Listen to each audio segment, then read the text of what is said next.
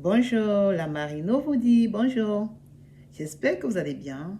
Moi, je me porte très bien. Je disais hier dans ma phase introductive que la jalousie est un sentiment et que c'est ce dépit envieux que l'on ressent envers les avantages liés aux autres. En fait, une personne jalouse, c'est une personne possessive. C'est une personne qui veut posséder ce que l'autre a. Et cela est dû, comme je disais déjà, à un manque de confiance et aussi à la peur. Voilà, il existe plusieurs formes de jalousie. Nous avons la jalousie familiale, nous avons la jalousie entre amis, et nous avons la jalousie que je vais nommer des jalousies publiques parce que c'est la jalousie qu'on rencontre dans le milieu peut-être universitaire, à l'école, en route, dans son environnement, dans son quartier et tout cela, si vous voulez. Je vais m'attarder pour aujourd'hui sur la jalousie familiale.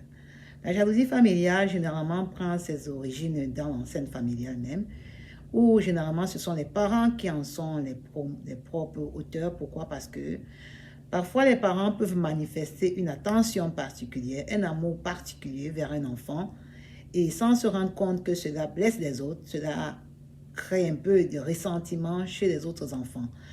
Sans nous rendre compte, parfois, chaque enfant vient avec son histoire et nous parents, nous y attachons parfois du prix. Nous savons, nous tous, que les aînés sont toujours très aimés parce que ce sont les premiers-nés. Et voilà, ils ont cette place spéciale devant les parents. Il en est de même aussi parfois pour les derniers que nous appelons souvent les last market. Ils sont souvent très aimés et parfois ça peut créer des ressentiments envers les autres enfants. C'est ce genre de jalousie dont a été victime Joseph envers ses frères parce que son papa lui a démontré une attention particulière. Il lui a fait une tunique spéciale. Et voilà, Joseph avait ce sursaut d'orgueil envers ses frères parce il avait cette assurance d'être le plus aimé de ses frères. Et ce qui a fait que finalement, ceux-ci en étaient vexés et ont décidé de lui faire du mal. Donc, nous les parents, nous devons faire très attention dans la gestion de nos sentiments avec nos enfants. Même si nous avons cette attention particulière, ce qui est tout à fait naturel, essayons toujours d'être un peu modérés, de ne pas toujours laisser trop entrevoir, de ne pas faire que cela devienne une chose publique où personne ne peut s'y tromper parce que ça peut créer des situations vraiment désagréables. Il en est de même pour il y a plusieurs autres sortes de jalousie dans la famille. La jalousie des belles-mères, des belles-sœurs, envers leurs belles-filles, envers leurs bru.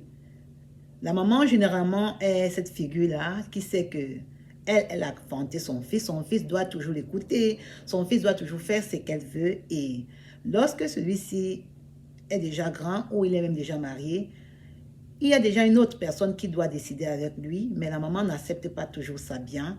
Et voilà, ça crée beaucoup de tensions. Qu'est-ce que nous ne vivons pas dans les familles avec des belles-mères qui s'insurgent, qui sont envahissantes, qui se donnent au spectacle, qui sont même prêts à aller loin. On entend souvent, je vais voir par où tu vas passer, je verrai ce que tu vas faire. Tant que je vis, cette situation ne va pas se passer. Prétention humaine qui finalement n'est que ruine de l'âme. Mais les belles-sœurs aussi, parfois, elles souffrent du fait que leurs frères désormais devraient s'engager avec notre femme et elles ont peur de perdre tous leurs avantages. Et elles s'insurgent, elles s'ingèrent, elles veulent tout savoir, elles veulent tout faire par peur parce qu'elles sont en train de perdre quelque chose, un avantage dont elles ne supportent pas. Les beaux-frères, généralement, c'est sauf parce que les garçons, les hommes, généralement, ne créent pas beaucoup de problèmes. C'est des femmes, c'est nous les femmes qui créons souvent beaucoup de problèmes. Il y a aussi la jalousie entre les enfants des oncles, les enfants des tantes. L'enfant de l'oncle réussit mieux que l'enfant de la tante. Les filles de l'oncle se marient. Elles sont des grandes femmes. Elles ont des activités. Elles ont le business. Elles réussissent. Et voilà, on commence à s'inquiéter pourquoi l'enfant de l'oncle réussit mieux que le mien, pourquoi l'enfant de la tante. Et voilà, on commence à aller chez la lamimbou, on commence à aller faire des choses sorcellériques dans le but de faire régresser les autres. Tout ça, c'est des manifestations de la jalousie.